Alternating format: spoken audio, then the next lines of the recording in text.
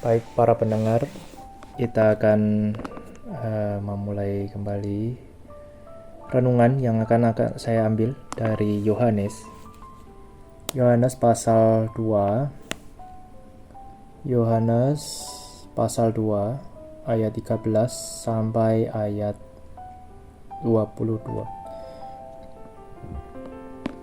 Yohanes pasal 2 ayat 13 sampai 22.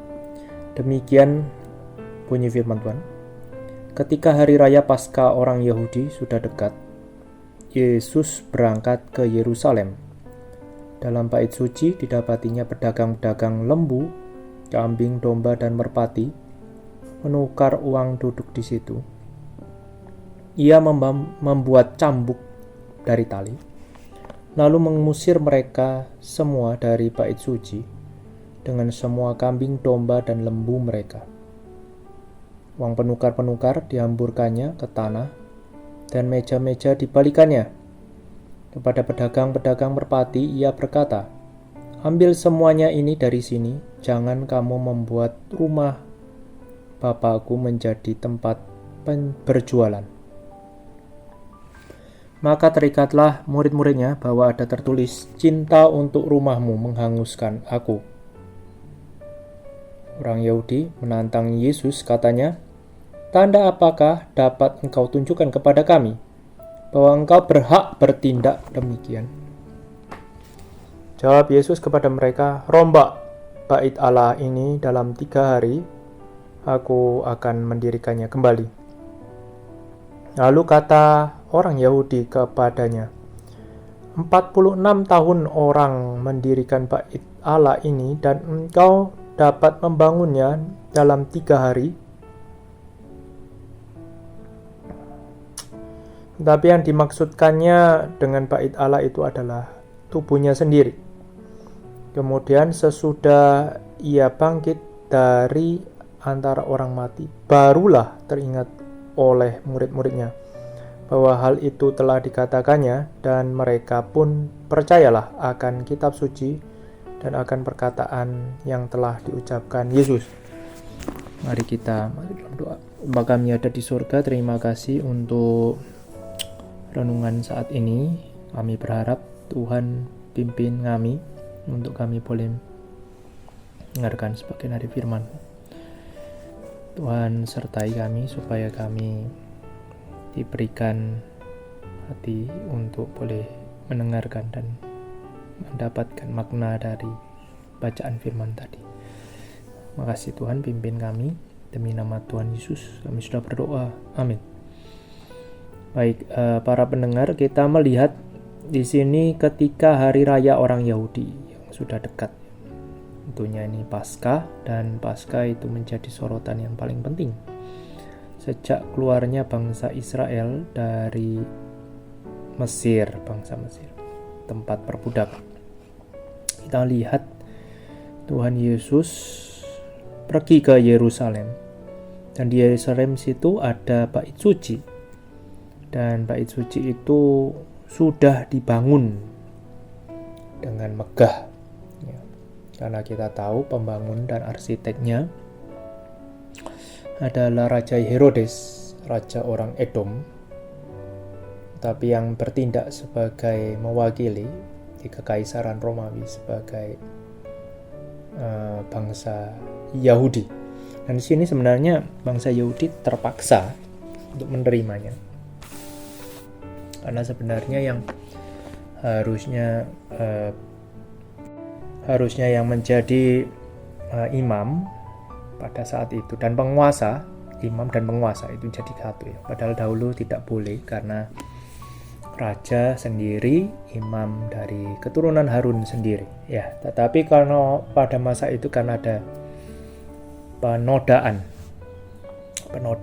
di Yerusalem, di bait suci Yerusalem itu oleh Raja Antiochus Epiphanes yang keempat sekitar tahun 168 sebelum Masehi. Dan pada saat itu ada pergantian ada pemberontakan dahulu, pemberontakan karena Yakub Makobeus, kemudian setelah itu terbunuh dan juga nanti diganti oleh Simon. Itu bukan dari keturunan Harun, tetapi dari wangsa atau dinasti Hasmonean ya. Dan kita melihat di sini sempat pada waktu itu karena orang Yahudi sendiri tidak dapat mengontrol pergolakan di dalam diri, kita bisa sebut civil war begitu ya, tetap politik mereka yang nggak baik. Kemudian ada beberapa dari mereka meminta bantuan kepada Romawi, dan saat itu Pompei ya, jenderal besar ya, juga sekelas dengan Julius Caesar, itu menjajaki dan berani untuk masuk ke dalam Bait Suci, menodai lagi gitu. Jadi ya ini memang pergolakannya banyak ya, dan politiknya tidak lagi sama seperti pada zaman Daud, karena Tuhan sudah menubuatkan ini semua. Dan kita melihat bahwa pada masa itu terjadi pergolakan juga, siapa yang memerintah dan siapa yang bertata. Dan pada saat terakhir ada fraksi yang berpihak kepada Mark Antony, itu di penguasa Roma yang ada di Mesir, kemudian dikalahkan oleh Octavianus ya di peperangan Actium. Di situ akhirnya Herodes juga menyerah, Herodes Agung ya. Dan Herodes Agung akhirnya takluk kepada Kaisar, dan disitulah dia diberikan hak juga untuk memerintah di orang Yahudi. Nah, di situ orang Israel pada waktu itu, orang Yahudi mengatakan 46 ya, tahun ini orang sudah mendirikan Bait Suci, dan ini nanti masih akan berlanjut sampai nanti tahun 66 ya, tahun 66 baru selesai, dan hanya bertahan 4 tahun. Setelah itu Bait Suci ini akan dihancurkan oleh Titus. Nah, kita tahu Tuhan Yesus ini membuat suatu nubuatan ya, nubuatan. Tapi sebenarnya nubuatannya lebih kedekat karena mengenai dirinya sendiri. Rombak Bait Suci ini seakan-akan pertama menjadi satu kontroversi, polemik. Karena apa? Karena sebelumnya Tuhan Yesus juga sudah mengacau balaukan semua perdagangan yang ada di Bait Suci. Pedagang-pedagang merpati, penukar semua kambing, domba, dan yang lain sebagainya, itu diusir. Tuhan membuat cambuknya sendiri dan tidak meminjam dari antara mereka, dan mengacau balaukan. Ini kontroversi ya. Tuhan Yesus dalam tanda kutip ya, teman-teman mungkin dulu mengatakan, wah, Tuhan Yesus sangat lembut hatinya dan tidak mampu untuk melakukan perbuatan-perbuatan keras atau tegas. Ini salah sangka ya. Dulu mungkin kita mengatakan, ini kok rasanya Tuhan kok seperti ini. Tapi sebenarnya ini ada di dalam ayat 17, dikatakan cinta rumahmu menghanguskan aku, di Mazmur Daud. Dan pada waktu itu kita tahu konteksnya, Daud belum melakukan apapun di dalam rumah Tuhan karena rumah Tuhan belum terbentuk. Nah, rumah Tuhan itu diperjuangkan dalam iman Daud, sehingga di dalam setiap jarahan peperangan, termasuk pendapatan ya, pada waktu itu merupakan pendapatan dari raja, itu disisihkan khusus untuk pembangunan rumah Tuhan. Dan kita tahu itu semua yang ada di dalam, kita sebut treasury kerajaan Daud, itu adalah semua keuangan yang ada di dalam negara yang menjadi milik Daud, ya, menjadi milik Daud itu disisihkan untuk rumah Tuhan. Ini tentu saja bukan hanya cuma perpuluhan, tetapi lebih daripada itu, ya, karena ada persembahan-persembahan sukarela. Nah, bait suci yang begitu megah yang dibangun oleh sang raja Edom ini, makanya dikatakan di sini orang ini telah membangun gitu. Karena orang Yahudi juga malu, ya. Esau bukan orang Israel dulu. Bait suci memang dibangun oleh Zerubabel dan Imam Yosua sejak pembuangan dari Babel, ya. Tetapi tidak semegah ini karena itu dipermegah lagi. Dan waktu dipermegah itu dengan semua ukiran-ukiran Yunani, tidak ada semegah ini, tetapi menjadi nothing atau tidak ada artinya apa-apa ketika fungsi yang diberikan kepada mereka, orang Yahudi, itu tidak sesuai dengan apa yang Tuhan mau. Maka Tuhan Yesus melakukan ini semua. Dan ini harus tegas sekali. Tuhan Yesus sekalipun lembut hati, tetapi pemikirannya tegas, perbuatannya tegas, dan semua yang diusir adalah orang-orang yang mengacaukan peribadatan. Semua hewan-hewan diusir dulu, cambuk itu dibuat untuk itu, dan mereka mengatakan kepada mereka, pergi, ambil ini semua. Kamu sudah mendapat untung banyak selama ini. Pergilah sekarang. Dan didaulat oleh orang-orang Yahudi di sana, termasuk juga penjual-penjualnya tentu.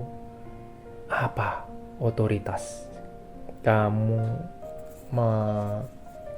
berkata seperti ini? Ya tentu sebenarnya yang kalau kita tahu di dalam Yohanes, firman Tuhan, perkataan mulutnya sendiri. Ini sebenarnya suatu otoritas sudah. Tetapi karena mereka tidak percaya, mereka minta tanda.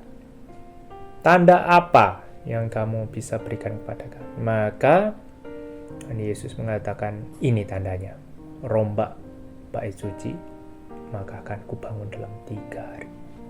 Tentu ini yang disebut adalah nubuatan. Mereka pasti tidak mengerti, dan karena ketidakpercayaannya, Tuhan Yesus juga tidak perlu untuk menjelaskan kenapa dia harus mencontohkan dalam dirinya sendiri.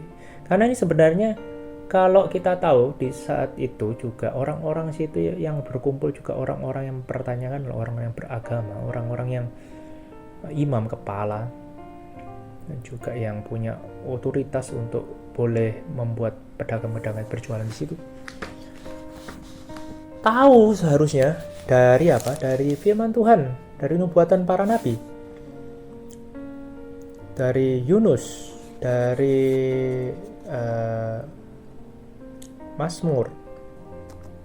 Tapi tanda ini tidak dimengerti oleh mereka. Mereka hanya memikirkan bahwa tahun pembuatannya sudah 46 tahun dan akan berlanjut 20 tahun lagi. Dan mereka belum tahu pada waktu itu, mereka mungkin juga sudah meninggal. Tetapi mereka hanya percaya kepada bait suci. Makanya Tuhan Yesus sangat membenci, ya. Makanya kita lihat kalau kita membandingkan lagi dengan Matius, janganlah kamu bersumpah atas bait suci, ya, bersumpah apapun, karena kamu tidak mempunyai hak untuk itu semua. Bait suci yang dibangun ini pun yang bukan dari hak orang-orang itu, orang-orang yang hidup pada saat itu, yang minta bagiannya supaya dapat menikmati secara material semua bangunan bait suci itu. Tetapi yang diinginkan adalah Ya sama seperti Soeharto ya pada waktu pemerintahannya ya, membuat taman ria dan yang lain sebagainya untuk ini, padahal tetap beliau berkuasa. Jadi dengan alasan alibi berkuasa itu, maka ingin menyenangkan sebagian rakyatnya supaya tidak terjadi, ya lebih tertutupi lah begitu. Sama seperti ini juga bait suci tentu menjadi satu alasan utama orang-orang bisa menikmati dan mengambil untung dari semua itu. Bagaimana dengan kita sekalian yang kita adalah hamba Tuhan? Apakah kita di dalam pelayanan juga mau mengambil untung untuk semua pelayanan yang kita lalui? Ataukah kita sama seperti Tuhan Yesus, menegakkan apa yang seharusnya kita harus lakukan, yaitu beribadah dengan sejati. Kiranya Tuhan memberkati kita sekalian di dalam hal ini. Mari kita berdoa. Bapa kami ada di surga, terima kasih untuk hari ini. Renungan singkat, Tuhan yang sertai dan berkati kami. Kami bersyukur kepadamu. Demi nama Tuhan Yesus kami sudah berdoa dan mengucap syukur. Amin.